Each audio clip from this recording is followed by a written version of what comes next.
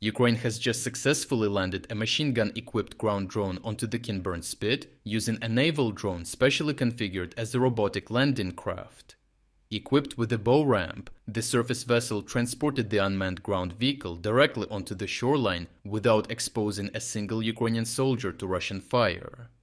Once ashore, the ground robot immediately advanced inland and opened fire on Russian positions, while the landing craft safely withdrew across the water. The mission was conducted on the strategically important Kinburn Spit, used by Russian forces to restrict Ukrainian operations in the Black Sea. Rather than merely observing or striking targets, this operation proves that ground drones can now secure key positions independently, and a naval landing conducted with unmanned vehicles is a real and viable tactic. This allows the Ukrainians to land these robots behind Russian lines to interdict roads, ambush logistics convoys, and block ground lines of communication. The geography of the spits in the Kherson region makes this concept especially powerful, as these narrow strips of land and extensive marshes and swamps leave only a handful of usable roads that naturally funnel any movement through predictable choke points. By placing machine gun-equipped ground drones at critical locations, Ukrainian forces effectively dominate entire sections of the spits, sealing them off and preventing Russian reinforcements from rapidly counterattacking these newly established bridgeheads. During follow-up amphibious operations, groups of robotic vehicles can suppress the Russian defenders and provide covering fire while Ukrainian Marines disembark. Instead of replacing infantry, the drones dramatically increase their effectiveness by taking their place in the highest risk phase of any landing operation while preserving offensive momentum. With the typical battery pack of a ground strike drone lasting for up to 12 hours of continuous movement and up to 120 hours in ambush mode, these systems have plenty of power to survive long enough to secure the initial landing and disrupt immediate Russian responses. Once Ukrainian infantry arrives, batteries and ammunition can be replaced directly on site. Alternatively, naval drones could continuously rotate new ground drones ashore while recovering depleted ones, creating a persistent robotic presence maintained entirely through unmanned logistics. This relay system would allow Ukraine to sustain pressure indefinitely while minimizing human exposure throughout the consolidation phase.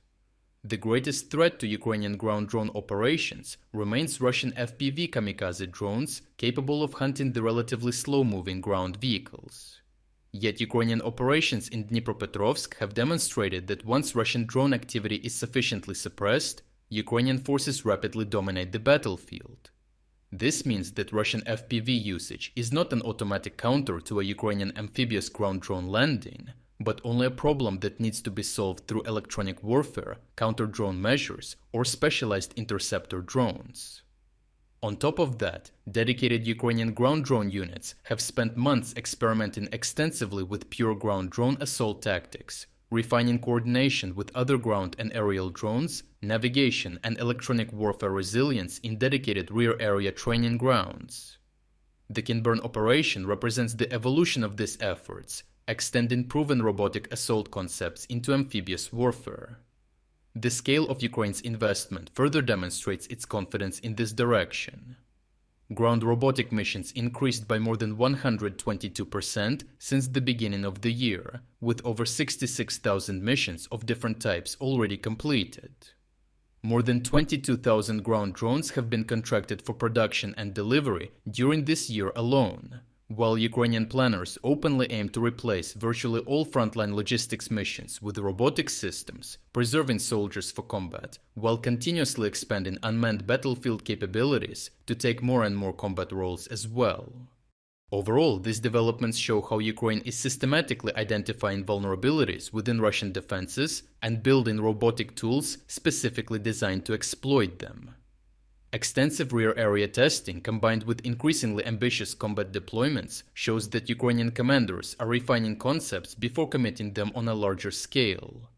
Once they identify a weakness, they have repeatedly demonstrated the ability to concentrate innovative capabilities with remarkable speed, just as they previously dismantled Russian ground logistics in southern Ukraine and Crimea before rapidly expanding the same methodology against Russian maritime logistics throughout the Black and Azov Seas. Robotic amphibious warfare may now become the next battlefield element of the Ukrainian army, where that pattern repeats itself. To watch uncensored combat footage that we used in this report, check out our interactive news map. Here we are unrestricted by the YouTube policies and can finally show you the full uncut version of what really happened. But what is even more important, this map will give you access to all our analysis of significant events that go far beyond of what we can include in our short daily videos. Finally, we are officially releasing the second generation of our interactive map. What you are seeing on your screen right now is a significantly enhanced and far more powerful version of the map that has even more advanced features and news analytics tools. To celebrate the launch of the new map, we are also launching a 50% sale on all subscription plans. Starting from just $4.99, you will not only gain premium access to the map, but you will also unlock all our exclusive strategic updates, frontline overviews, and strategic geopolitics videos. So check out the link in the description to become an exclusive member of our community. I truly appreciate everyone who stepped up to join us. Your support means the world to us.